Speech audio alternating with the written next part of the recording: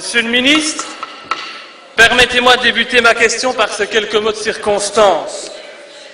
Congolais, Congolaises, combattants de l'indépendance, nous avons connu les ironies, les insultes, Madame Lallieu, les coups que nous devons subir matin, midi et soir parce que nous étions des nègres. Nous avons connu que la loi n'était jamais la même selon qu'il s'agissait d'un blanc ou d'un noir. Qui oubliera les fusillades où périrent tant de nos frères, ou les cachots où furent brutalement jetés ceux qui ne voulaient pas se soumettre à un régime d'injustice, d'oppression et d'exploitation.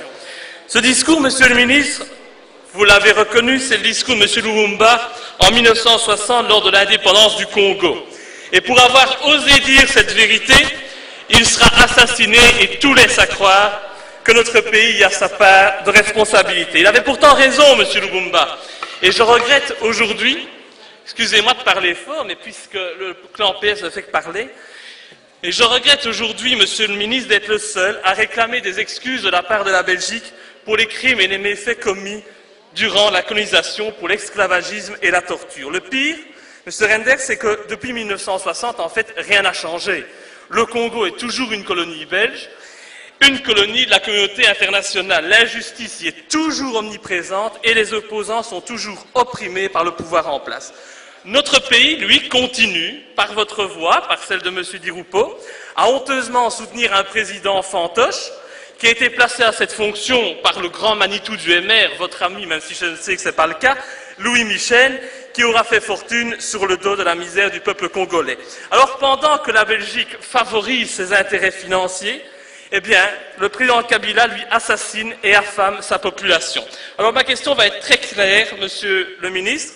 Avez-vous conscience qu'en maintenant votre soutien à un président contesté et contestable, et en niant la volonté de la population, vous rendez impossible la gestion du Congo qui risque de sombrer dans la guerre civile? Assumerez-vous dès lors d'avoir sur les mains le sang qui risque d'être versé à cause de la situation de fait que vous persistez à défendre? Je vous remercie. Merci beaucoup, Monsieur le vice-premier ministre.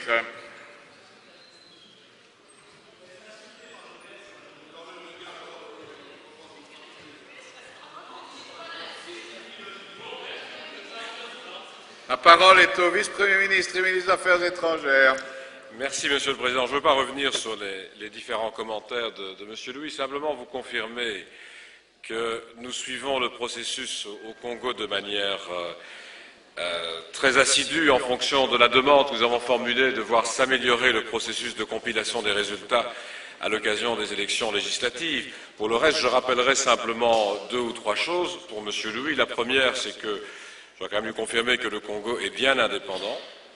La décision est tombée déjà il y a quelque temps, Monsieur Louis. Le deuxième élément, c'est que les observateurs ont tous reconnu des irrégularités graves lors de l'élection présidentielle, mais comme je l'ai confirmé au nom de tout le gouvernement, il n'y a pas d'indication d'un changement du classement de l'ordre des candidats. Et 3, c'est la raison pour laquelle le Premier ministre a tenu, comme je l'avais fait déjà, à féliciter l'ensemble des forces congolaises, je le rappelle, pour leur participation au processus électoral et a tenu également à signaler au président Kabila que nous souhaitions poursuivre nos travaux en faveur de la population congolaise. Pour le reste, il n'y a aucun soutien en particulier à un régime ou à un autre. Il y a toujours la même volonté de tenter de faire progresser le processus démocratique au Congo comme ailleurs et de tenter surtout d'aider une population qui en a bien besoin dans un très grand nombre de domaines. Mais je le répète, Monsieur le Président, je ne vais pas revenir sur les autres remarques de M. Louis, qui, à mon avis, je parle de vos remarques, n'ont pas beaucoup de place dans une assemblée comme la nôtre. Merci beaucoup, Monsieur Louis.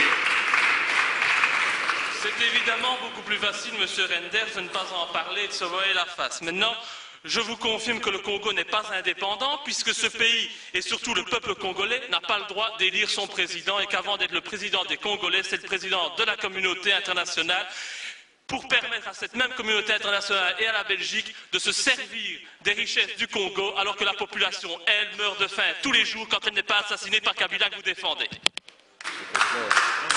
Merci beaucoup,